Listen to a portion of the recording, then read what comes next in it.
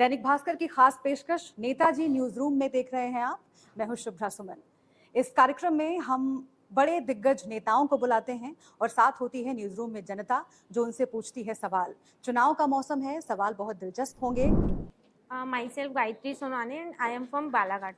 Sir, मेरा आपसे सवाल है कि जैसे अभी चुनाव चल रहा है तो उसमें बहुत सारे सोशल मीडिया पे फेक न्यूज़ आ रहे हैं। जैसे शिवराज सिंह चौहान को हम कांग्रेस का प्रचार करते देख रहे हैं और कमलनाथ जी को भाजपा का प्रचार करते हैं, और वीडियो की क्वालिटीज़ भी ऐसी हैं कि हम बोल नहीं सकते कि ये गलत है या सही है। तो हम इससे कैसे निपट सकते हैं? बहुत ही अच्छा प्रश्न आपने किया। देखो, डीप फेक और एआई का यूज़ करके बिल्कुल एकदम रियल जैसे दिखने वाले सोशल मीडिया में जो पोस्ट्स आते हैं, तुरंत कार्रवाई की गई है। जितने भी सोशल मीडिया प्लेटफॉर्म्स हैं उन सबको नोटिस भेजा गया है कि जैसे ही कोई भी यूज़र डीप फेक को पॉइंट आउट करे, उसको आपको विद इन फ्यू आवर्स हटाना ही है। अगर नहीं हटाते हैं तो उसकी लायबिलिटी प्लेटफॉर्म पे आएगी। प्लेटफॉर्म का कॉन्सेप्ट क्या है? प्लेटफॉर्म का कॉन्सेप्ट है, प्लेटफॉर्म पे कोई भी पोस्ट कर सकता है, लायबिलिटी पोस्ट करने वाले की होती है, प्लेटफॉर्म की नहीं होती है। हमने इस केस में गोइंग बियॉन्ड द कन्वेंशनल स्पष्ट किया है सारे के सारे प्लेटफॉर्म्स को कि आपको जो आईटी एक्ट के अंडर इम्यूनिटी मिलती है वो इम्यूनिटी नहीं मिलेगी अगर आप तुरंत एक्शन नहीं लेते। आज सोसाइटी में जिस तरह से टेक्नोलॉजी का उपयोग हो रहा है, और आप सब नौजवान हो, आप सब जानते भी हो टेक्नोलॉजी को यूज़ करना ढंग से, इसमें बहुत सारी पॉजिटिव चीज़ें हैं लेकिन साथ में कई सारी नेगेटिव चीज़ें भी हैं। तो हमको we as a society and we as a government and we as users, हम सबको मिलके अच्छी चीज़ों को कैसे उपयोग में लाएं और गलत चीज़ों को कैसे रोक सके, उस पर मिलके काम करना पड़ेगा। अच्छी चीज़ों को उपयोग में, जैसे मैं आपको एग्जांपल दूं, एआई का यूज़ करके एक स्टार्टअप ने ऐसा सोल्यूशन निकाला है जिसमें पत्ते का, जैसे कोई भी खेती हो रही है, राइट, तो उसमें जो लीफ है, लीफ का एनालिसिस करके वो बता देते हैं कि प्लांट में डिजीज है या नहीं है, या प्लांट में प्रॉपर न्यूट्रिशन मिल रहा है कि नहीं मिल रहा है। तो ऐसी अच्छी चीज़ों का उपयोग करें और गलत चीज़ों को हटाएं, उस थॉट प्रोसेस से चल रहे हैं। Thank you sir. सर नमस्कार, मैं सांध्यदीप काशी। सर, मेरा सवाल ये था कि डबल इंजन की सरकार, ये आपकी पार्टी का सबसे चर्चित नारा है। तो आप खुद एक रेल मंत्री हैं, तो इसको आप किस नज़रिए से देखते हैं?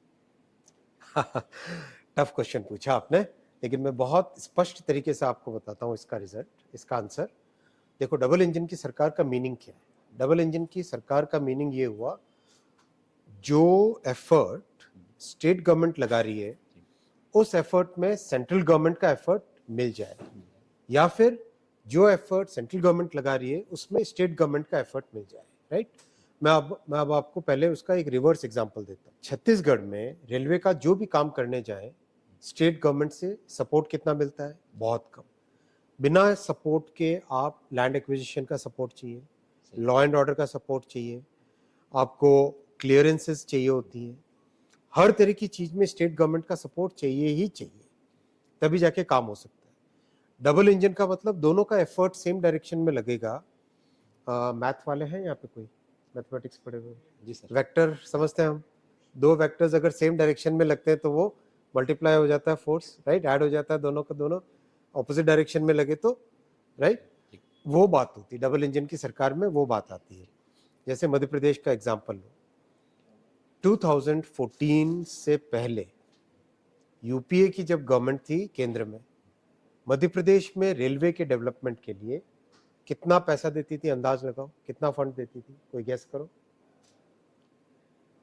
632 करोड़। इतना बड़ा स्टेट, इतनी जनसंख्या, इतना क्षेत्रफल, उसके बावजूद क्या मिलता था? 632 करोड़। मतलब होता गया था, साल के 10, 12, 20 किलोमीटर की नए ट्रैक्स बनते थे बस। रेलवे स्टेशन पे थोड़ा चूना लगा दिया, पुताई कर दिया, पेंट कर दिया, वही होता था। 2014 में डबल इंजन हुआ, मोदी जी उधर और शिवराज जी इधर, राइट। डबल इंजन की भाजपा की सरकार बनी। मोदी जी ने आते ही सबसे पहले डबल किया, जैसे पूरे एलोकेशन को, फंड्स को 3 गुना किया, 4 गुना किया। आज मिलता है 13,607 करोड़। मतलब जो 632 करोड़ मिलता था वो तो अब कॉमा के बाद का हिस्सा रह गया, डेसिमल के बाद में हम कहते हैं ना पॉइंट, वो राउंडिंग ऑफ में रह गया। करेक्ट। तो आज काम कितना हो रहा है? 130 किलोमीटर पर एनम की पेस पे नए रेलवे ट्रैक्स बन रहे हैं। मध्य प्रदेश में 80 स्टेशनों को वर्ल्ड क्लास बना रहे हैं। आपने रानी कमलापति देखा है? कैसा लगा? अच्छा लगा? करेक्ट। मतलब एक जैसा हम YouTube में वीडियो में देखते थे दुनिया के, वैसा ही लगा ना। और फंक्शनली कितना अच्छा है, जो डिफरेंटली एबल्ड है उनके लिए सारी फैसिलिटी, सबके लिए प्रॉपर एक सुविधा है। वैसे 80 स्टेशनों का मध्य प्रदेश में हो रहा है। फिर बीना से भोपाल 3 लाइन हो गई, अब 4th लाइन बन रही है। किसी भी पैरामीटर पे देखो, number of flyovers, number of underpasses, नए ट्रैक्स, स्टेशंस का इलेक्ट्रॉनिक इंटरलॉकिंग यानी उसको डिजिटल कंट्रोल करना, हर एक पैरामीटर पे 5-10% इम्प्रूवमेंट नहीं है, इम्प्रूवमेंट है multiple times, 5 times, 6 times, 10 times, वैसा इम्प्रूवमेंट है। करेक्ट। भाई आप लोगों की जनरेशन को ऐसा देश तो मिले जिस देश में आपके एस्पिरेशंस फुलफिल हो सके। Correct. We all deserve this. वो थॉट प्रोसेस के साथ काम चलता, तो डबल इंजन इसलिए जरूरी है। ठीक सर, थैंक यू सर। नमस्कार सर, मेरा नाम महक है और मेरा 2 प्रश्न है। मेरा पहले प्रश्न है कि 5G के साथ बहुत उम्मीदें थी, इनके स्पीड में निराशा सी हुई है। अब 6G जब आएगी तो वो कब तक आएगी और क्या बदलाव रहेंगे उसमें? 5G आने के बाद में हिंदुस्तान की स्पीड में रैंकिंग 48 पॉइंट्स ऊपर बढ़ी है, 48 पॉइंट्स ऊपर बढ़ी है।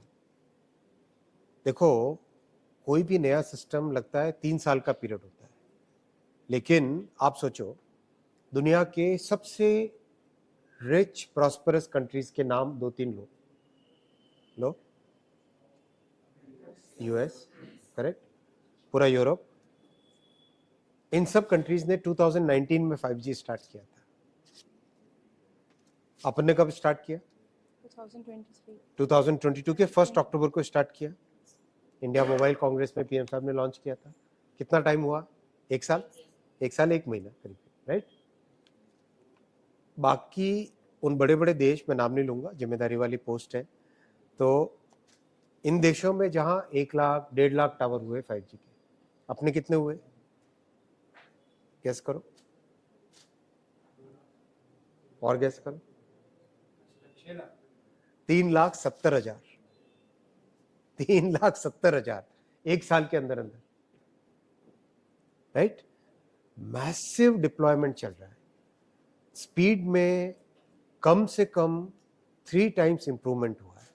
कॉल की सेटिस्फेक्शन जो लेवल है, जो कि मेजर्ड चीज होती है, एकदम आप प्रॉपर्ली मेजर कर सकते हो, जैसे वेट मेजर करते हो, वॉल्यूम मेजर करते हो, वैसे ही कॉल का सेटिस्फेक्शन लेवल मेजर होता है। 32% बढ़ा है, राइट। तो ये I am surprise that you are asking question कि 5G में आपको हो सकता है आपकी एक्सपेक्टेशन कुछ रही हो, लेकिन आप देखोगे उस एक्सपेक्टेशन पे भी मीट करेगा। रोल आउट हो रहा है 2024 के दिसंबर तक, रोल आउट का एक सिग्निफिकेंट और भी लेवल पहुंचेगा। आप देखोगे सिग्निफिकेंट चेंज आएगा, बहुत सिग्निफिकेंट। अभी आप बताओ वर्ल्ड कप किस पे देख रहे हो? वर्ल्ड कप में नहीं देखते। कौन वर्ल्ड कप वाले देखने वाले हो? आप देखते हो किस पे देख रहे हो? टीवी, इस पे मोबाइल पे देख रहे हो? अभी जो मैच हुआ, इस मैच में 4.5 करोड़ लोगों ने लाइव देखा मोबाइल पे। वो पॉसिबल ही नहीं होता 5G के बिना, बहुत ही क्लियर, करेक्ट। और 6G की मैं बात बताता हूँ। देखो, आपकी जनरेशन है, आपकी जनरेशन लीडरशिप वाली जनरेशन रहेगी, आपकी जनरेशन एस्पिरेशन वाली जनरेशन है, आपकी जनरेशन दुनिया में सबके साथ टक्कर में खड़ी होने वाली जनरेशन है, आपकी जनरेशन पीछे रहने वाली जनरेशन नहीं है। 2 एग्जांपल देता हूँ। Vaccine, right. जब हम लोग आपकी जनरेशन में थे, आपकी एज ग्रुप में थे, तब ये होता था कि वैक्सीन कोई भी दुनिया में बनती थी 7 साल, 8 साल, 10 साल, 15 साल के बाद में आती थी। आज अपन बनाते हैं, हिंदुस्तान बनाता है वैक्सीन और दुनिया को देता है। आपने वाला देखा था कि मीम और ट्वीट हुआ था एक, जब ब्राजील को भेजा था वैक्सीन जी। कोविड का, तो ब्राजील के प्रेसिडेंट ने जो ट्वीट किया था वो देखा था, हनुमान जी का फोटो और जो संजीवनी का है ना, देखा ना, संजीवनी बूटी। संजीवनी उसके ऊपर कोविड की वैक्सीन। कितना दिल खुश हुआ कि दुनिया के देश को, दुनिया के बड़े बड़े देशों को भारत से वैक्सीन जा रही है, राइट। तो अब मोदी जी ने टारगेट दिया है टेलीकॉम में हमको कि 6G की टेलीकॉम टेक्नोलॉजी में हमको लीड लेनी है। अब तक टेलीकॉम टेक्नोलॉजी में क्या होता था कि दुनिया की टेक्नोलॉजी को हम लोग इंपोर्ट करते थे। 4G 5G में अपन ने अपनी टेक्नोलॉजी बनाई है और वो लगने लग गई है, उसका डिप्लॉयमेंट स्टार्ट हो गया है। अब 6G में लीड लेनी है। ऑलरेडी 200 से ज़्यादा पैटेंट्स हो गए। पैटेंट समझते हैं आप, राइट? 200 से ज़्यादा पैटेंट्स हो गए और करीब करीब हर डिस्कशन में ITU एक होता है, इंटरनेशनल टेलीकम्युनिकेशन यूनियन, जो कि इसकी ग्लोबल बॉडी है, टेलीकॉम की ग्लोबल बॉडी है। वही बॉडी सब डिसाइड करती है कि क्या स्टैंडर्ड्स होंगे, कैसे टेक्नोलॉजी बनेगी। तो 6G की टेक्नोलॉजी अभी बननी चालू हुई है, 2029 तक बनेगी और 29 से 30 के आसपास डिप्लॉयमेंट उसका स्टार्ट होगा, रोल आउट स्टार्ट होगा, राइट। तो अगले 5-6 साल में भारत 6G की टेक्नोलॉजी का मेजर डेवलपर होगा। सर मेरा दूसरा प्रश्न है कि AI का इस्तेमाल रेलवे में करा जा रहा है, तो भारत सरकार AI को आने वाले समय में किस तरह से देखती है? मैंने जैसा पहले क्वेश्चन के जवाब में कहा था, AI के बहुत सारे बेनिफिट्स हैं, कुछ माइनस पॉइंट्स हैं, तो हमें इन दोनों को बैलेंस बना के रखना पड़ेगा। बेनिफिट्स का बेनिफिट उठाएं अच्छी चीज़ों का, और जो नुकसान वाली चीज़ें उसको कंट्रोल में करें। तो आपको अच्छा लगेगा ये सुन के, जान के, दुनिया की जो ग्लोबल बॉडी है AI की, उसका नाम है GPAI, राइट, GPAI। उसका चेयर कौन है? गैस करो। आप हो, भारत। उसका चेयर भारत है। और अभी 12 दिसंबर को सारे के सारे देश के बड़े से बड़े AI के साइंटिस्ट और AI के लोग दिल्ली आने वाले हैं। इस कॉन्फ्रेंस में डिसाइड होगा AI का फ्यूचर क्या हो। रेलवे की बात आपने कही, बहुत ही स्पेसिफिकली रेलवे में 4-5 चीज़ों के लिए उपयोग कर रहे हैं AI का। एक तो आपने दिशा नाम सुना है? टिकट बुक करने के टाइम में दिशा सुना है, करेक्ट? वो AI ड्रिवन है पूरा, आप उसमें आराम से चैट कर सकते हो, राइट। जस्ट एक छोटा सा क्वेश्चन पूछ लो, आपको सारा उसमें चैट GPT की तरह उसमें आंसर आ जाते हैं। दूसरा, जो ट्रैक्स की कंडीशन है उसके लिए AI का यूज़ कर रहे हैं। आप कैसे डिफेक्ट को माइन्यूटली जांच कर सको, उसमें AI का यूज़ हो रहा है। थर्ड, क्राइम कंट्रोल के लिए AI का यूज़ हो रहा है। फोर्थ, मेंटेनेंस की प्लानिंग। मेंटेनेंस बहुत कॉम्प्लेक्स होती है। आप सोचो, एक इंजन है, उस एक इंजन में कितने पार्ट होते होंगे? हजारों की संख्या में, करीब करीब 9,500 के आसपास पार्ट्स होते हैं। किस पार्ट को कब मेंटेनेंस की जरूरत पड़ेगी? बहुत ही कॉम्प्लेक्स होता है, राइट। उसकी कंडीशन कैसी है, कंडीशन कब आएगा, उसकी मेंटेनेंस की साइकिल कब आएगी, उसके लिए AI का यूज़ कर रहे हैं। अच्छा यूज़ हो रहा है और इससे आप देखोगे आने वाले 3-4 वर्षों में रेलवे का पूरा फेस चेंज दिखेगा। जैसे अभी थोड़ा थोड़ा, मतलब आपने 9 साल पहले अगर सोचो, 9 साल पहले कोई रेलवे स्टेशन गए हो तो याद कीजिए, अपन, मतलब हम लोग छोटे थे तब जाते थे रेलवे स्टेशन, नाक बंद करना पड़ता था, इतनी बदबू रहती थी। याद करो, राइट। आप लोग यंग लोग हो तो शायद आपको याद ना आए, लेकिन जो लोग थोड़े से, आप थोड़ा सा पीछे जाओगे इसमें मेमोरी में, रेलवे स्टेशनों की कैसी हालत होती थी, कितनी चेंज हो गई। साफ सुथरे रेलवे स्टेशन, ट्रेन साफ सुथरी, प्रॉपर टॉयलेट्स। बहुत काम है और बहुत काम हुआ है, बहुत काम हुआ है, बहुत काम अभी करना है। तो उन सब में लगे रहेंगे, हर तरह की टेक्नोलॉजी का उपयोग होगा, नई तरह की चीज़। आप देखना 2-3 साल के बाद में तो रेलवे को पहचाने नहीं पाओगे। मैं दीपक जोशी। सर्वप्रथम सर, मैं आपको और हमारे माननीय प्रधानमंत्री को रेलवे को इस नई ऊंचाइयों पर ले जाने के लिए बहुत बहुत बधाई देना चाहता हूं। धन्यवाद। और हमने आपके बारे में पढ़ा है कि जब नई गुड़ी में एक्सीडेंट हुआ था तो आप स्वयं वहाँ गए थे और आपने रेलवे के अधिकारियों से इतनी बातें पूछी थी कि उन्हें ये लगने लगा कि भाई कोई रेलवे इंजीनियर हमारे सामने आया है। तो इसके लिए मैं आपका बहुत बहुत प्रशंसक हूँ और आपकी बहुत तारीफ करता हूँ। धन्यवाद। मेरा प्रश्न सर ये है कि विकास हो रहा है, सब बहुत अच्छी चीज़ हो रही है, पर देश में भ्रष्टाचार भी अभी बढ़ रहा है। तो इस पे अंकुश लगाने के लिए क्या प्रभावी कदम उठाने की योजना है? ये मेरा पहला प्रश्न है। बहुत अच्छा प्रश्न है। आप देखो, बहुत कई तरह के चेंजेस मोदी जी ने किए। मैं आपको बताऊं, एक एग्जांपल देता हूं। गवर्नमेंट का जो प्रोक्योरमेंट होता है, करीब करीब सारा इलेक्ट्रॉनिक कर लिया है, कोई बीच में इंटरफेस नहीं है। टैक्स का जो असेसमेंट होता है पूरा फेसलेस कर लिया है, कोई बीच में इंटरफेस नहीं है। ऐसे ऐसे नियम लाए जैसे पेमेंट अगर 30 डेज में ड्यू है और 30 डेज में अगर पेमेंट नहीं हो तो उसके ऊपर ब्याज देना पड़ता है, इंटरेस्ट देना पड़ता है। तो कोई भी कर्मचारी 30th डे से पहले पहले पेमेंट को क्लियर कर लेता है। ऐसे इतने सारे इनोवेशंस लाए। बहुत सारे ऐसे आर्केइक लॉज थे जिन लॉज की कोई वैल्यू नहीं थी, कोई पुराने जमाने के कानून बने हुए थे, उनको हटाया। 1500 से ज़्यादा, करीब 30,000 से ज़्यादा कंप्लायंसेस हटाई। इन सब का एक जो कलेक्टिव इम्पैक्ट है, वो कलेक्टिव इम्पैक्ट ये है कि बहुत सारी जगह से करप्शन अच्छी मात्रा में कम हुआ है। फिर बहुत स्ट्रॉन्ग एक्शन लिया गया। हम लोग हमारी पार्टी को क्रिटिसाइज करते हैं ईडी और सीबीआई के नाम पे, लेकिन करप्शन पे अटैक करने के टाइम में वो क्रिटिसिज्म भी हम सहने के लिए तैयार हैं। लेकिन जो करप्शन में है उनके ऊपर अटैक होगा। तो बहुत सारे स्टेप्स लिए, एक सिग्निफिकेंट लेवल पे करप्शन का। फिर बहुत सारी चीजें स्टेट गवर्नमेंट्स पे भी डिपेंडेंट रहती है। तो मिलके काम करें तो मुझे लगता है कि as a country we can feel proud of ourselves. अगर ये हमें तो ध्यान है कि एक साथ 19 अफसरों को सेक किया था रेलवे में कुछ समय पहले करप्शन के चार्जेस में। बिल्कुल, बड़ी भारी न्यूज़ थी जी। कई लोगों को की। जी सर। सर मेरा दूसरा क्वेश्चन ये है कि रेलवे से संबंधित है कि इसमें अभी नाइट स्कॉट चलता था, कई ट्रेनों में ये बंद हो गया है, तो उसके कारण लोगों को काफ़ी तकलीफ हो रही है, कुछ चोरी और घटना बढ़ गई हैं और पैसेंजर्स को असुविधा होती है, जागना पड़ता है। इसके बारे में ऐसा क्यों निर्णय लिया गया? मेरी जानकारी में ऐसा नहीं है, लेकिन अगर आप मुझे स्पेसिफिक एग्जांपल देंगे, जी बताएंगे कहाँ पे, और मैं भी निश्चित तौर पे इसकी जानकारी लूंगा।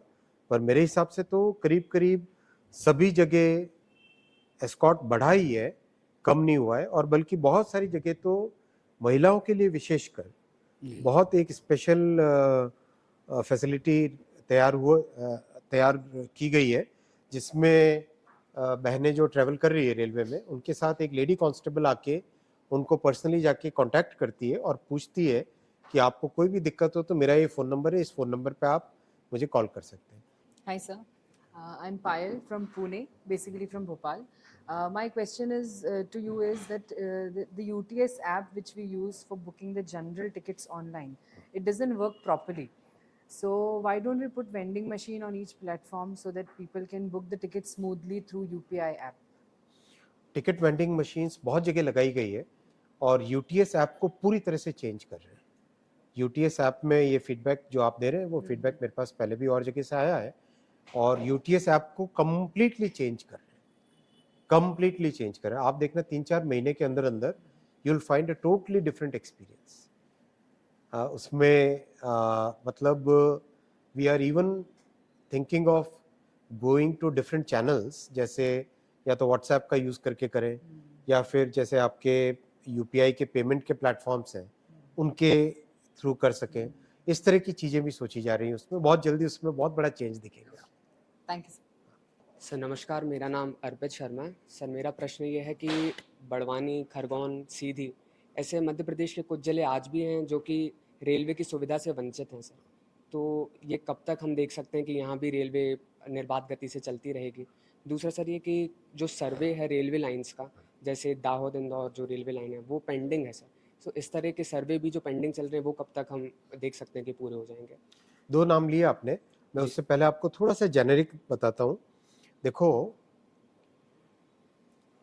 करीब करीब 30-40 वर्षों तक रेलवे को पॉलिटिकल टूल बना दिया गया था करीब करीब 30-40 वर्षों तक।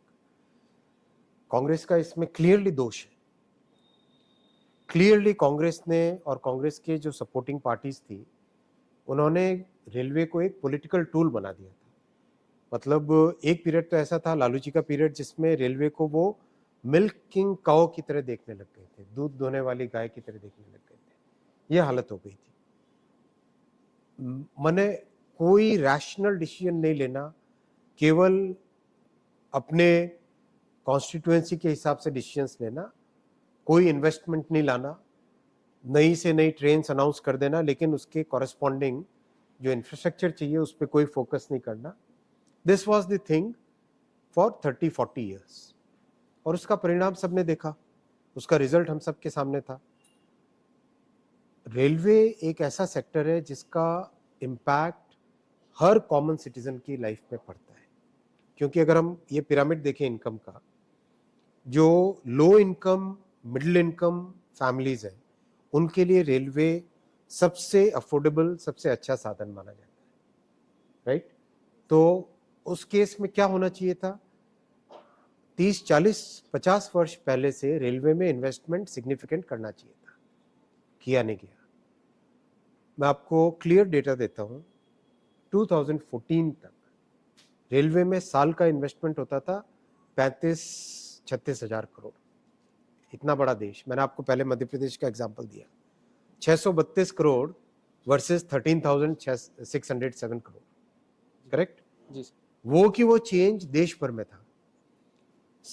30-35 हजार करोड़ जिसमें आपको नए इंजन खरीदने हैं, नए कोच खरीदने हैं, नई पटरी बनानी है, सेफ्टी पे इन्वेस्टमेंट करना है, स्टेशन पे इन्वेस्टमेंट करना है।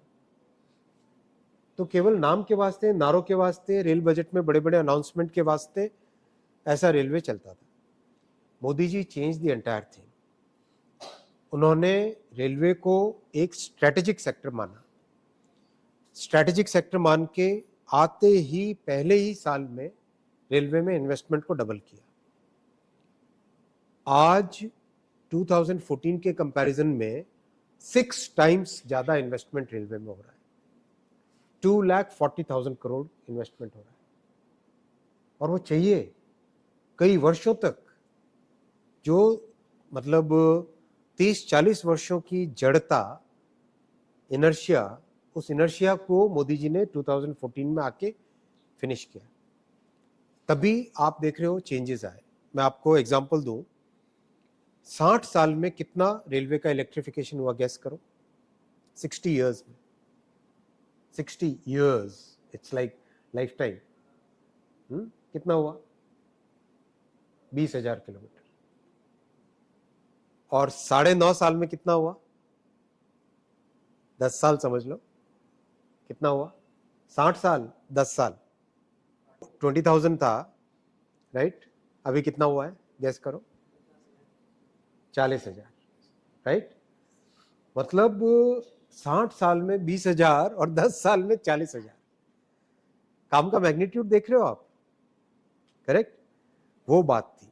मेन पॉइंट ये था कि लंबे टाइम तक रेलवे को कांग्रेस और उनके साथियों ने इग्नोर किया, उसको पॉलिटिकल टूल बनाया, उसमें इन्वेस्ट नहीं किया, उसका बेनिफिट उठाते रहे, लेकिन बदले में कुछ नहीं दिया। मोदी जी ने आके इस चीज को चेंज किया। आज रैशनल डिसीजंस हो रहे हैं, सोच समझ के डिसीजन। जैसे आपने दाहोद इंदौर का नाम लिया, जी सर।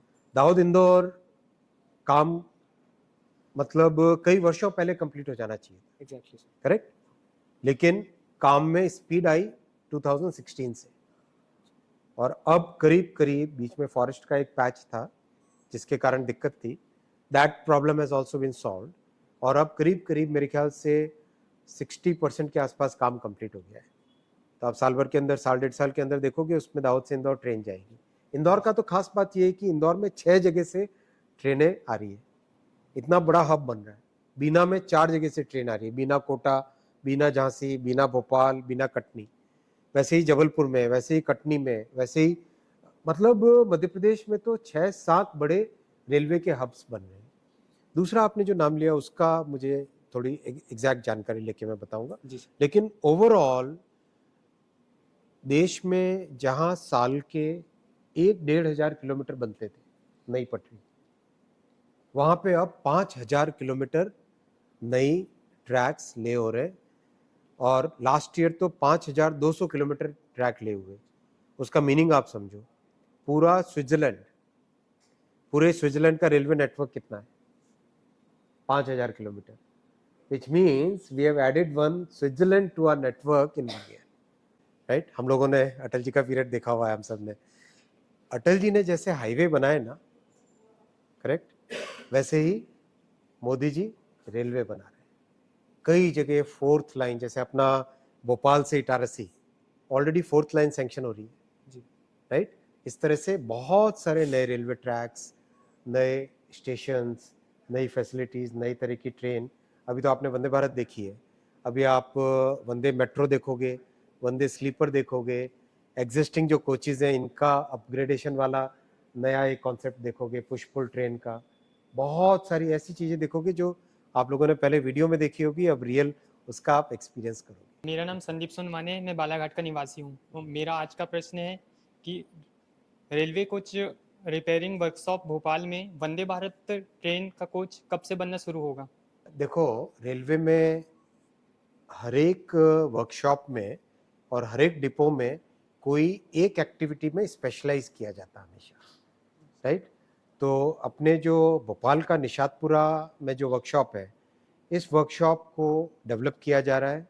इसमें पहले आईसीएफ कोचेस, जो पुराने टाइम के कोच थे, उनकी ओवरहॉलिंग और रिपेयरिंग होती थी। अब उसमें एलएचबी कोचेस का ओवरहॉलिंग और मेंटेनेंस का काम चालू हुआ है। तो over a period of time, जैसे वंदे भारत का जब प्रोलिफरेशन होगा, यानी ज़्यादा से ज़्यादा वंदे भारत बनने लगेगी, अब तो करीब करीब हर 6 दिन में एक वंदे भारत बन रही है, तो जब ज़्यादा बनने लगेगी तो एक एक करके देश के कई सारे डिपोज में, कई सारे वर्कशॉप्स में उसका ओवरहॉलिंग, रिपेयर, मेंटेनेंस का काम चालू होगा। तो उसमें भोपाल भी आएगा ही। सर मेरा नाम वंशिका है सर, मैं 11th क्लास में पढ़ती हूँ। और सर मेरा सवाल कुछ इस प्रकार है। सर दैनिक भास्कर में आज ही खबर प्रकाशित हुई है कि सोशल मीडिया पर अश्लील, हिंसात्मक और आपराधिक श्रेणी की कंटेंट की 1000 शिकायतें आती हैं, पर ग्रीवेंस अपीलेट अथॉरिटी ने सिर्फ 20 के खिलाफ कार्रवाई के आदेश दिए। ऐसे वॉल्यूशंस पर सरकार इतनी लाचार क्यों है? देखो, सोशल मीडिया में कोई भी अगर चीज़ गलत होती है पब्लिश, करेक्ट, तो उसका पहला स्टेप होता है यूज़र, कोई भी यूज़र हो, वो सोशल मीडिया के प्लेटफॉर्म को कंप्लेंट लिखा है। 99% उस लेवल पे सॉल्व हो जाती है, करेक्ट। उसके बाद में अगर ग्रीवेंस रह जाए किसी की, तो उसको ग्रीवेंस अपीलेट अथॉरिटी में डालते हैं, जीएससी कमेटी जो कहते हैं। उसमें जितनी कंप्लेंट्स अब तक आई है, मतलब सोशल मीडिया प्लेटफॉर्म जहाँ पे सॉल्व नहीं कर पाया, bulk of the problems are solved at the social media platform level itself, right. जैसे मान लो आप स्कूल में पढ़ते हो, राइट, तो आपके क्लास में प्रॉब्लम जितनी आती है, क्लास टीचर को बोलोगे, क्लास टीचर उसको सॉल्व करेंगे। नहीं सॉल्व हो पाई तो प्रिंसिपल के पास जाओ, करेक्ट। वैसा ही है ग्रीवेंस मैकेनिज्म भी। Social media platform is like your class, grievance appellate authority is like your principal. तो प्रिंसिपल के लेवल पे वैसे भी कमी जाती है ना। मैं तो अपने प्रिंसिपल से बहुत डरता था तो कभी जाने का नाम नहीं लेता था। आप लोग डरते हो या आज के जमाने में? नहीं डरते? तो प्रिंसिपल के लेवल पे, ग्रीवेंस अपीलेट कमेटी के लेवल पे जितनी कंप्लेंट्स गई है, उसका करीब करीब, मैं एग्जैक्ट आपके पास, मेरे पास नंबर नहीं है, पर करीब करीब 85-90% चीज़ें सॉल्व हो जाती हैं। नमस्ते सर, मैं राजस्थान डिस्ट्रिक्ट से हूँ। मेरे आपसे 2 सवाल हैं। पहला सर सवाल है कि सर अभी जो सोशल मीडिया कंटेंट को लेकर यूए, ऑस्ट्रेलिया, सिंगापुर जैसे कई देशों में सोशल मीडिया जो कंपनीज हैं उन पर भारी जुर्माने लगाए जा रहे हैं। इसकी जवाबदेही और नियंत्रण को लेके सरकार के विभिन्न अंगों की मुझे तैयारी मतलब ठीक नहीं दिखती है। इसको लेकर आपके क्या विचार हैं? बहुत अच्छा प्रश्न किया आपने। आपने डीपीडीपी नाम सुना है? क्या है? मतलब रिपोर्टिंग के लिए है एक साइड ना, चलो मैं आपका क्विज Yes, लेता sir. हूँ। डीपीडीपी क्या है? हाँ। नेताजी को प्रश्न पूछते हो तो हमारा भी वापस प्रश्न पूछना बनता है कभी कभी। Digital personal data protection act, yes sir, right? हाँ। अभी 2000 पार्लियामेंट में पास हुआ है 2009 वाला सर, वो आईटी एक्ट था।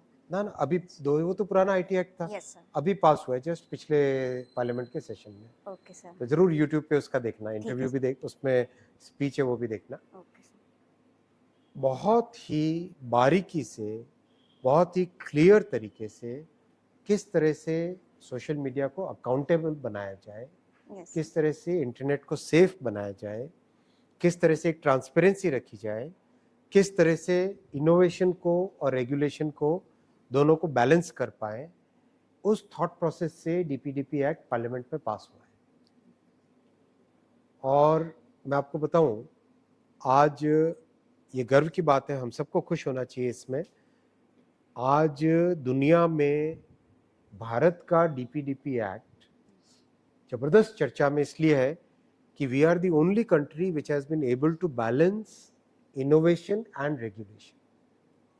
बाकी सब जगह क्या है, या तो ओवर रेगुलेशन है या फिर केवल इनोवेशन की बात है।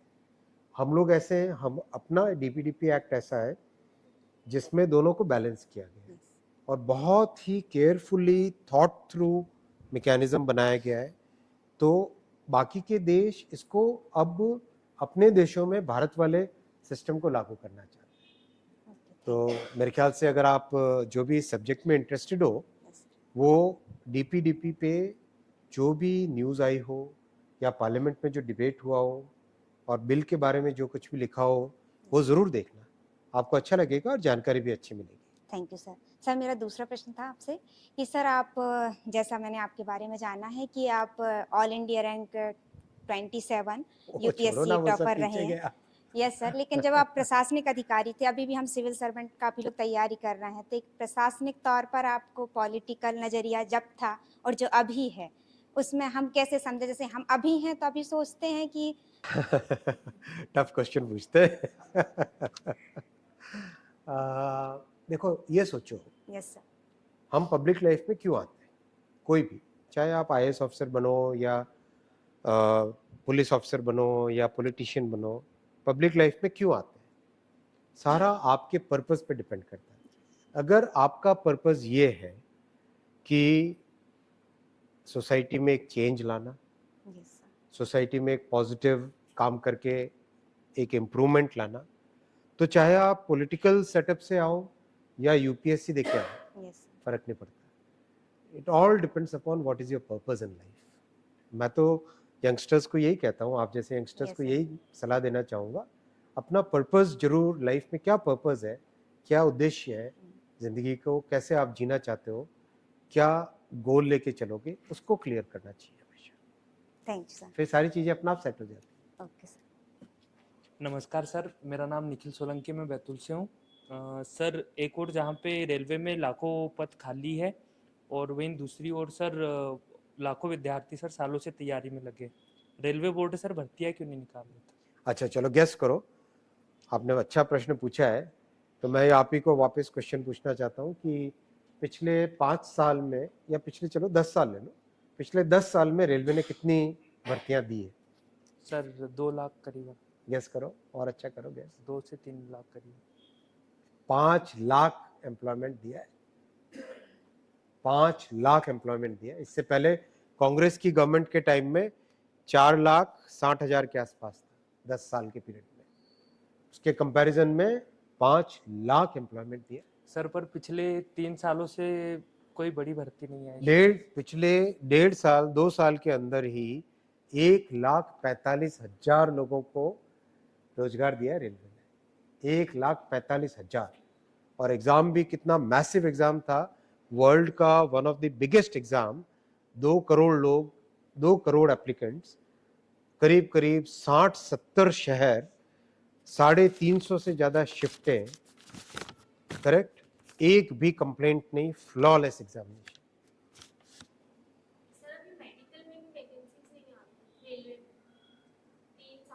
ऐसा नहीं है, मैं कह रहा हूं आपको, आप टोटल नंबर देखो, 1,45,000 तो अभी एम्प्लॉयमेंट कंप्लीट हो रहा है, वो चल रहा है अभी प्रोसेस, अभी कंप्लीट होने को आया है।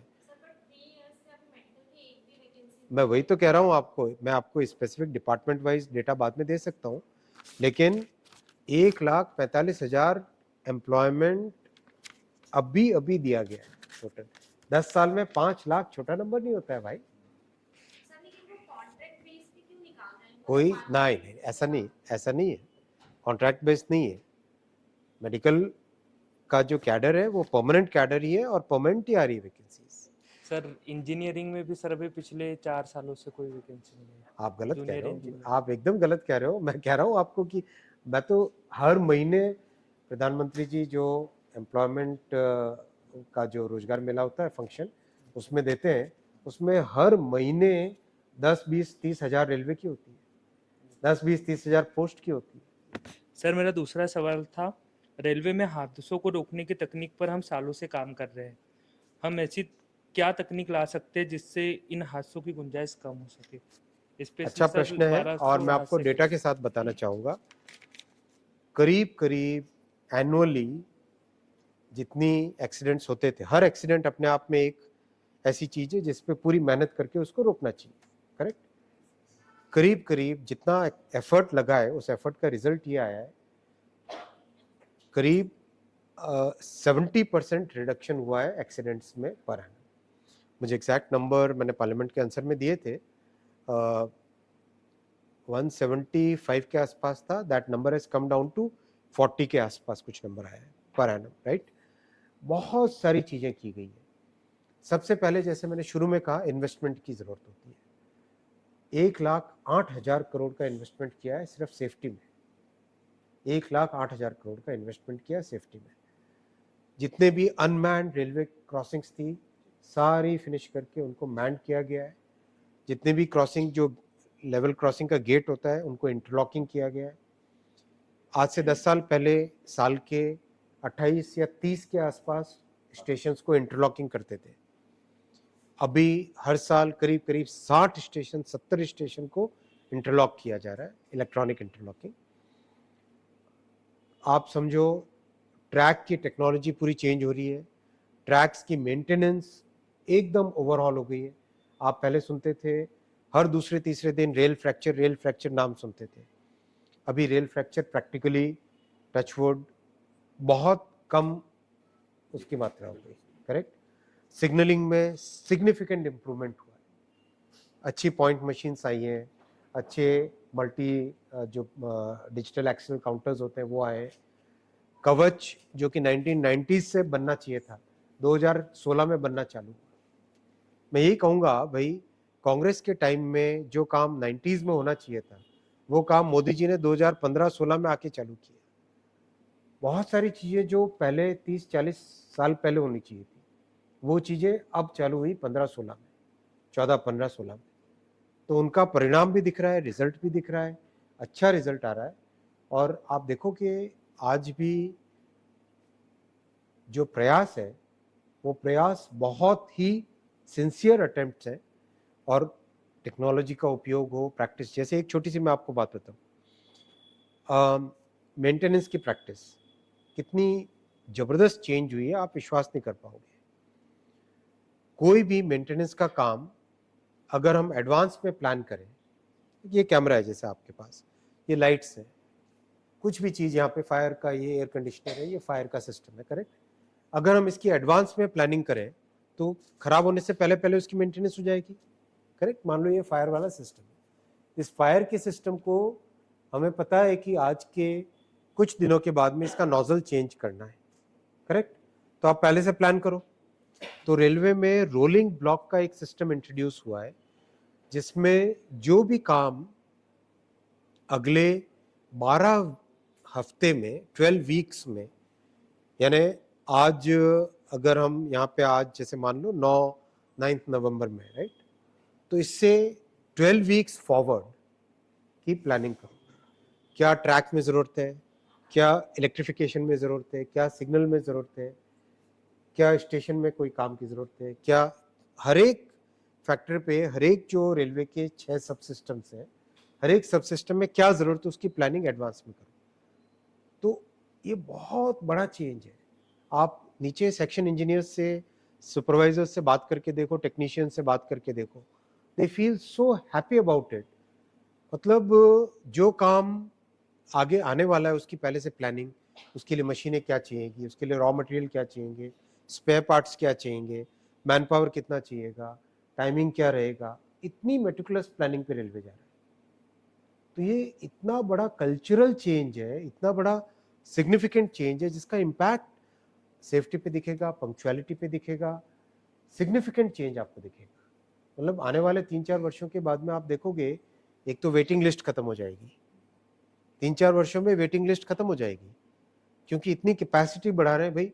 आपके अगर ज़्यादा लोग जाना चाहते हैं, मतलब अभी करीब करीब 800 करोड़ के आसपास पैसेंजर्स साल के लेते हैं, डिमांड है 1100 करोड़ के आसपास, करेक्ट। तो कैसे ज़्यादा से ज़्यादा लोगों को ट्रैवल कैसे करवा पाएंगे? जब ज़्यादा ट्रेन्स होंगी, ज़्यादा ट्रेन होगी तो कैसे कैसे ज़्यादा ट्रेन को चला पाएंगे? जब ज़्यादा पटरियाँ होंगी। इसीलिए हर साल 4-4, 5-5 हज़ार किलोमीटर पटरियाँ बना रहे हैं। डेली 14 किलोमीटर्स अ डे पटरियाँ बन रही है, 14 किलोमीटर्स अ डे। वर्ल्ड में हाईएस्ट है ये, वर्ल्ड में हाईएस्ट है। मैंने अभी आपको एग्जांपल दिया, पिछले साल पूरे स्विट्जरलैंड के नेटवर्क के बराबर रेलवे ट्रैक्स ऐड हुए एक ही साल। इतना मैसिव चेंज आ रहा है। इस चेंज को हम सबको मिलके एक्सेप्ट करना है, मिलके इसको सक्सेसफुल करना है। ये केवल गवर्नमेंट का ही काम नहीं है, उसमें जो पैसेंजर्स हैं, जो जर्नलिस्ट हैं, जो हमारे क्रिटिक्स हैं, जो हमारे ऑपोजिशन के लोग हैं, उन सबको भी सहयोग इसमें करना पड़ेगा, क्योंकि देश का काम है। Thank you sir. नमस्कार सर, मैं देश के सबसे स्वच्छ शहर इंदौर से सुदर्शन पाटीदार। मेरा प्रश्न सर आपसे यह है कि आप एमपी इलेक्शन के चुनाव सह प्रभारी भी हैं। आपने अभी कई सारी उपलब्धियां गिनाई सरकार की कि रेलवे में कई काम हुए और दूसरे सेक्टर में भी काम हुए। मेरा सर आपसे ये प्रश्न है कि अगर बीजेपी गवर्नमेंट ने, केंद्र की हो या राज्य सरकार ने इतना काम किया है, तो इस विधानसभा चुनाव में कई सांसदों, आपके मंत्रिमंडल के कई साथियों को उतारा गया है, पार्टी महासचिव कैलाश जी को भी उतारा गया है, तो इनकी जरूरत क्यों पड़ रही है? देखो, भारतीय जनता पार्टी में हर एक व्यक्ति कार्यकर्ता होता है। हर एक व्यक्ति जिस वक्त पार्टी जो आदेश दे, उस पार्टी उस काम को करता है। ये आज की बात नहीं है कि सांसद उतरे हैं, मध्य प्रदेश की बात नहीं, राजस्थान में तो हमारी सरकार नहीं थी, राजस्थान में भी कई सांसद उतरे, छत्तीसगढ़ में सांसद और मंत्री उतरे, इससे पहले भी हर चुनाव में इस तरह का हुआ है। इसमें नया कुछ नहीं है।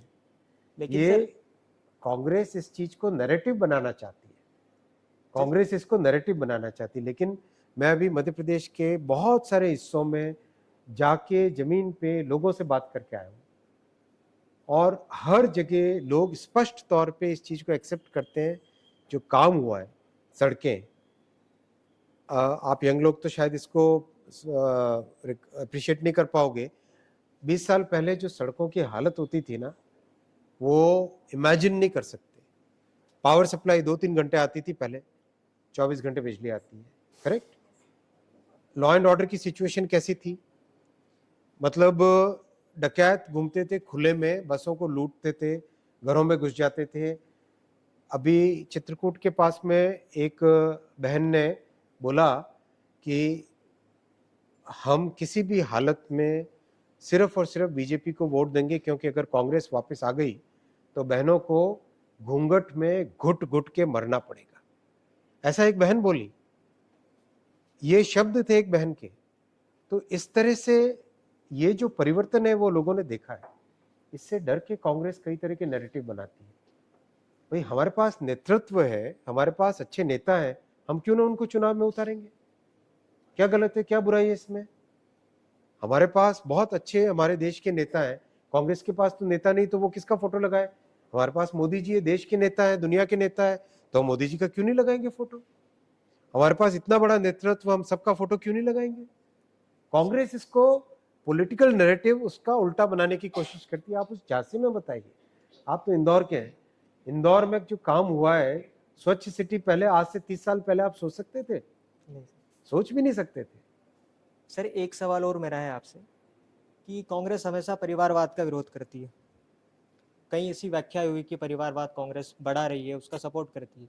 लेकिन सर एमपी विधानसभा चुनाव में भी आप देखेंगे तो कई ऐसी सीटें हैं जहां एक ही परिवार से जुड़े लोगों को टिकट दिया जा रहा है, तो बीजेपी की परिवारवाद की व्याख्या अलग है, कांग्रेस की अलग है, या दोनों गलत है? परिवारवाद का मीनिंग क्या है? आप देखो, कांग्रेस का प्रेसिडेंट कौन बनता है? हेरिडिटरी, जन्म दर जन्म, पीढ़ी दर पीढ़ी। समाजवादी पार्टी का प्रेसिडेंट कौन बनता है? पीढ़ी दर पीढ़ी। नाम के वास्ते भाई, ऊपर के ठप्पे लगने से क्या होता है? रबड़ का स्टैम्प बनने से क्या होता है? परिवारवाद का वो मीनिंग है कि जिसमें आप किसी पार्टी को अपनी परिवार की प्रॉपर्टी मान के चलने लगते हो, वो परिवारवाद है। अगर अपने टैलेंट से किसी नेतृत्व में किसी का परिवार का दूसरा सदस्य अगर आता है, अपने टैलेंट से अगर आता है, वो परिवारवाद नहीं है, वहाँ टैलेंट की वैल्यू है। Okay, thank you sir. बहुत सारे नेताओं के बेटों भतीजों किसी की पुत्र वधू टिकट मिले ही हैं। कुछ मिलते हैं, मैंने कहा टैलेंट पे मिलते हैं, और बहुत सारी जगह एफर्ट, कॉन्शियस एफर्ट भी रहता है कि न दे टिकट, वो भी रहता है। इनके ले ले फिर भी जो है एक कोई ऐसा फार्मूला तो बने कि जो आरोप लग रहे हैं सिलेक्टिव नेपोटिज्म, एक बीजेपी के परिवारवाद की परिभाषा अलग, कांग्रेस की अलग, कोई एक लक्ष्मण रेखा बननी चाहिए, इस पे जरूर बननी चाहिए, बिल्कुल बननी चाहिए। नमस्कार, मैं कमलेश जैन, माननीय मुख्यमंत्री जी के गृह जिले विदिशा से हूँ। अरे वाह। मेरा रेल क्षेत्र से जुड़ा हुआ एक सवाल है कि जब से सरकार दूसरा सेशन काम करना प्रारंभ की है अभी दूसरे टेन्योर में, तो सीनियर सिटीजन्स, स्टूडेंट्स, पत्रकार के जो रियायत होती थी वो सरकार ने बंद कर दी। इसी के साथ साथ में जो नेताओं को और सांसदों को सुविधाएं मिलती थी वो यथावत हैं, लेकिन यात्रियों की पीड़ा से सांसद अनभिज्ञ हैं। उसका कारण ये है कि वो तो हवाई जहाज से यात्रा करते हैं, ट्रेन में भी यात्रा करते नहीं हैं। LHB कोच की आप बात कर रहे थे, उसमें एक छोटी सी प्रॉब्लम है। कभी आप यात्रा करिए, यात्रा करते समय वो शोर बहुत करता है, तो रात को पैसेंजर्स उसमें सो नहीं पाते। और उसका जो टॉयलेट बनाया है, जिसने भी डिजाइन किया है, वो वर्तमान में मतलब बहुत ही ज्यादा असुविधा सर्विस है। अगर उसकी कीमत 100 रुपए लगे, कॉस्ट अगर 100 रुपए लगे, करेक्ट, तो नॉर्मली क्या होगा, उसकी प्राइसिंग क्या होगी? अगर मान लो आप जैसे मेडिकल फील्ड से हो, कोई रेडियोग्राफी है, एक्सरे करना है, एक्सरे की कॉस्ट अगर 100 रुपए लगे, तो आप उसकी प्राइस क्या लगाओगे? 100 से ऊपर ही लगाओगे। रेलवे में पैसेंजर ट्रांसपोर्टेशन की कॉस्ट 100 रुपए लगती है, हम कितना चार्ज करते हैं? 3%, 45 रुपीज। यानी आज भी हम 55% डिस्काउंट सबको दे रहे हैं। और इस टोटल डिस्काउंट की अगर वैल्यू देखो, इस टोटल कंसेशन की वैल्यू देखो, 60,000 करोड़ रुपए के आसपास है। 60,000 करोड़ रुपए का रेलवे में कंसेशन आज भी सभी पैसेंजर्स को दिया जा रहा है। आज भी भारतीय रेल दुनिया की सबसे अफोर्डेबल रेलवे सर्विस है compare to the quality, right. अब मैं दूसरे प्रश्न पे आता हूं आपके, LHB कोचेस। देखो, मैं फिर उसी पॉइंट पे आऊंगा। बहुत वर्षों तक रेलवे में एक जड़ता रही, 30-40 वर्षों तक रेलवे को पॉलिटिकल टूल माना। जो टेक्नोलॉजी हर चौथे, पांचवें, सातवें साल में चेंज होनी चाहिए थी, वो चेंजेस किए ही नहीं गए। LHB कोच है 1990s की टेक्नोलॉजी, राइट। उसमें जो मॉडिफिकेशंस होने चाहिए थे नहीं किए गए। फॉर एग्जांपल, आप देखोगे ट्रेन जब स्टार्ट होती है झटका लगता है, या रुकती है तब भी बहुत स्ट्रांगली एक झटका लगता है। नॉइज की बात आपने कही, इन सब पे सीरियस टेक्निकल काम हुआ है पिछले 6-7 वर्षों में।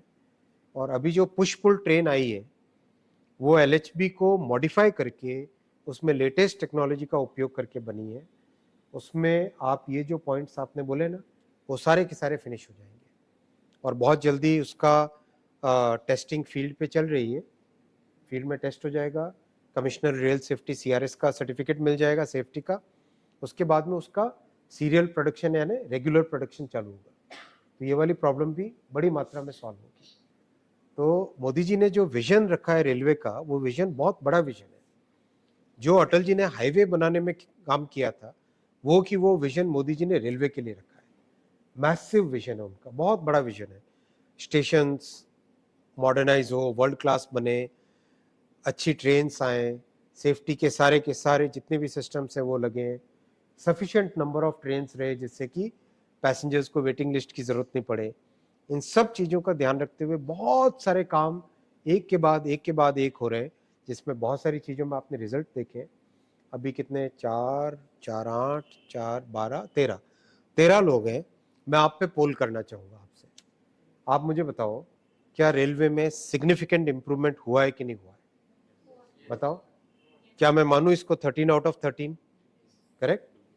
क्या आप ये मानते हो कि रेलवे में एक सिंसियर अटेम्प्ट हो रहा है कि नहीं हो रहा है? हो रहा है कि नहीं हो रहा है? मैं इसको 13 आउट ऑफ 13 मानूं? करेक्ट?